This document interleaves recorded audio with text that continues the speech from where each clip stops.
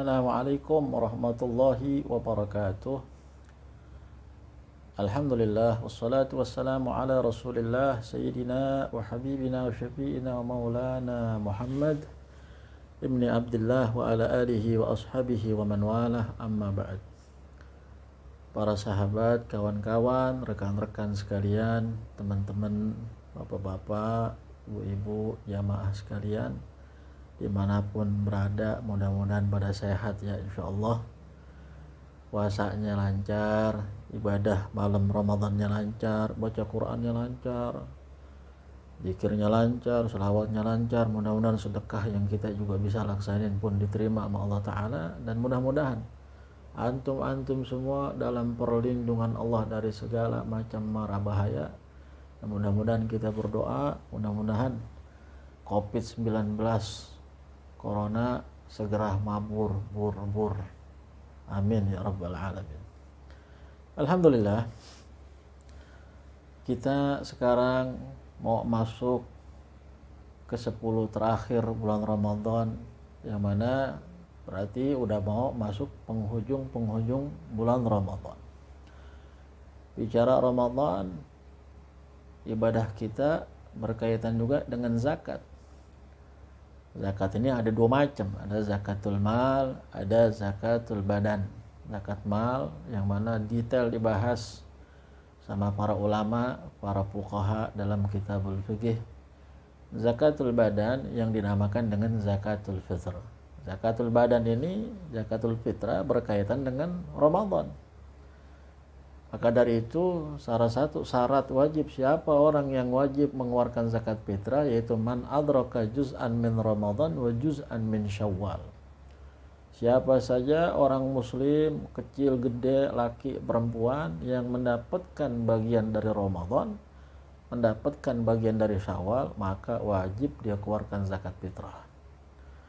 Umpamanya malam ini malam takbiran nih, tadi ada anak lahir asar tadi, yang mana tadi sore itu berarti masih akhir Ramadan. Lahir habis asar, masuk malamnya sekarang malam takbiran umpamanya. Habis isya itu anak bayi meninggal. Berarti itu anak bayi mendapatkan ujung dari Ramadan dan ujung awal dari Syawal. Maka dia wajib dizakatkan zakat fitrahnya.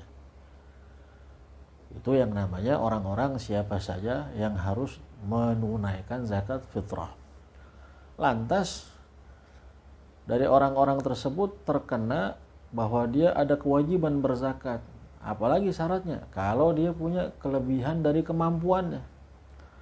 Siapa orang yang punya kelebihan kemampuannya untuk kebutuhan hari raya dan malamnya, nah kelebihan dari kebutuhan yang pokoknya itulah berarti ada kemampuan. Umpamanya besok nih hari raya, terus malamnya kebutuhan kita buat makan sama keluarga berapa ya. Terus kebutuhan kira-kira buat beli ada baju, yang harus ada baju yang layak. Umpamanya kita nggak punya baju yang layak, ada rezeki harus beli untuk kebutuhan beli baju yang layak. Bahkan juga kebutuhan untuk tempat tinggal. Umpamanya kita ngontrak nih, ngekos, besok jatuhnya harus bayar kos-kosan lebaran, atau udah jatuh tempo harus bayar kontrakan. Dari kebutuhan pokok itulah kira-kira berapa umpamanya hari raya dan malamnya kebutuhan kita buat keluarga semuanya 1 juta umpamanya. Tapi alhamdulillah saat itu kita punya rezeki 2 juta, pasti ada lebihnya tuh. Nah di lebihnya itu berarti kita punya kemampuan untuk berzakat.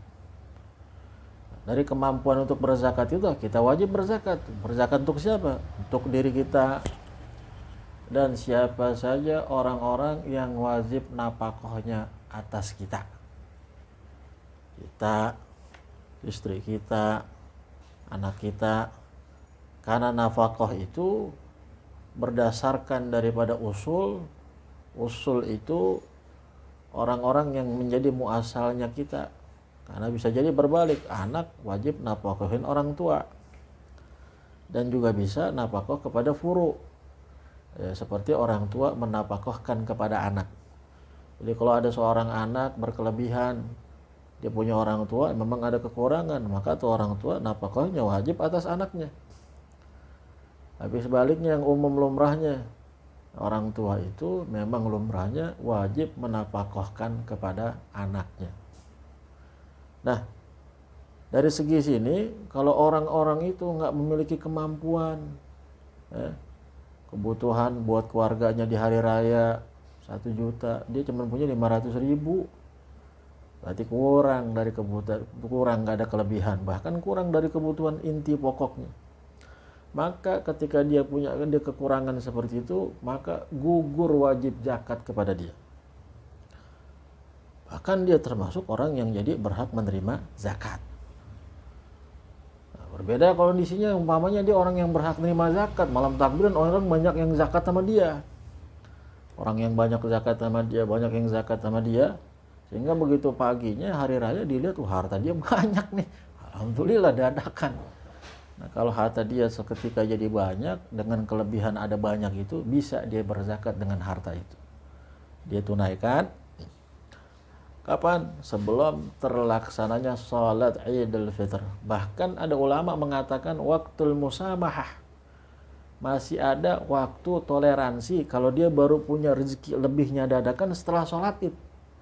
Setelah pelaksanaan salat Id baru ada rezeki lebih dadakan. Masih ada itu waktu toleransi sampai sebelum terbenamnya matahari di hari raya. Itu masih bisa kalau dia punya rezeki dadakan. Tapi saat itu kita kudu jujur.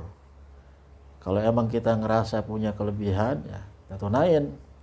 Kalau ada orang ngerasa punya kekurangan, ada orang kadang-kadang suka ngaku begitu.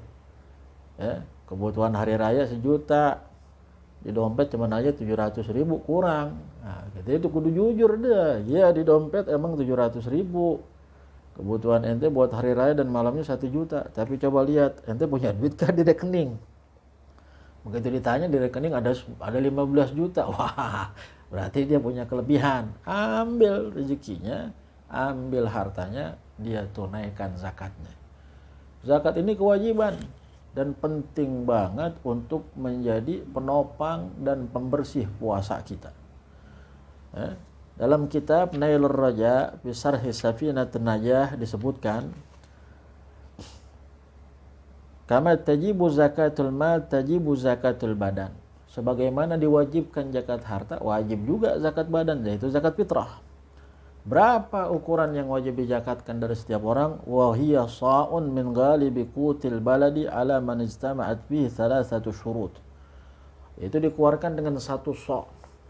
1 sa' itu berarti 4 genggaman, 4 raupan.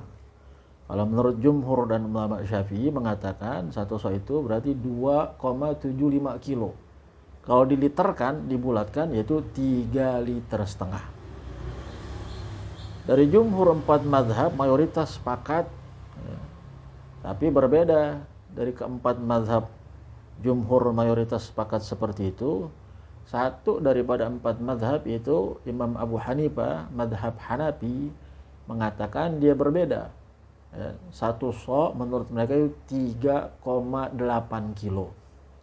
3,8 kilo mungkin kalau dibulatkan dengan liter, ya dibuletin ya jadi 5 liter. Zakat fitrah itu dengan apa dikeluarin? Min ghalibi qutil balad. Dari umumnya makanan pokok negeri tersebut. Kalau orang-orang di Saudi Arabia ada makanannya pakai gandum, ada makannya pakai nasi, pakai beras. Tapi kita ini orang Indonesia umumnya makannya pakai beras. Ada sebagian tempat mungkin pakai sagu. Itu makanan pokok. Kalau orang-orang ini ada 3 syarat ada pada dia. Yang pertama, dia Islam.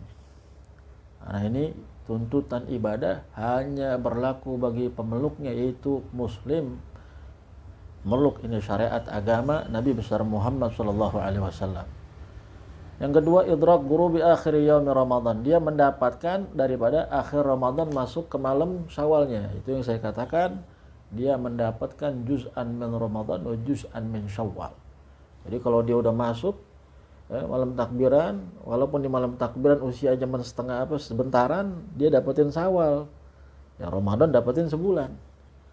Apalagi kalau Ramadannya secuil di ujung, Syawalnya juga secuil di awal. berarti dia dapetin bagian dari Ramadan dan bagian dari Syawal, maka dia wajib ditunaikan zakat fitrahnya. Yang ketiga, wujudu ma yafdhulu an maunati wa maunati man tajibu alai maunatu lailatul id wa yaumih. Yang mana juga dia memiliki kelebihan daripada kebutuhan dia dan kebutuhan orang-orang yang dalam tanggungan dia, yaitu Lailatul Id, malam harinya Id dan hari Idnya. Jadi kalau besok hari Id dan malamnya. Dan kebutuhan wandas di saubin yalikubih, kebutuhan buat pakaian yang layak. Kalau dia nggak punya pakaian yang layak, dia harus punya kebutuhan beli pakaian yang layak di hari raya. Waan maskanin, dan juga kebutuhan untuk tempat tinggal. Nah, dari sini kita pahami ketika ada 3 surut seperti ini pada diri seseorang, maka wajib dia tunaikan zakat fitrahnya. Zakat fitrah wajib ditunaikan dengan qutul balad, yaitu dengan makanan pokok.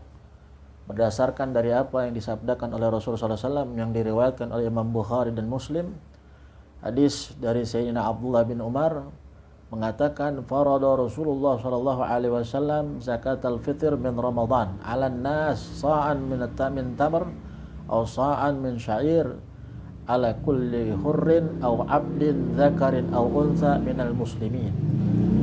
Bahwa baginda besar Nabi Muhammad sallallahu alaihi wasallam telah mewajibkan zakat fitrah di bulan Ramadan, dari Ramadan kepada manusia, sa'an min tamr, 1 sa' daripada tamr, itu kurma, au sa'an minasyair, atau 1 sa' daripada gandum, ala kulli hurrin au abdin, bagi setiap orang yang merdeka, yang hamba sahaya, laki perempuan daripada kaum muslimin. Ingat, lihat, ayulang sa'an minat tamr wa sa'an minasyair, 1 sa' daripada tamr kurma, 1 sa' daripada gandum. Nah, di sini sepakati oleh mayoritas ulama bahwa berzakat itu dengan makanan pokok. Memang di sana ada daripada ulama mazhab Hanafi, mereka membolehkan berzakat fitrah dengan diuangkan.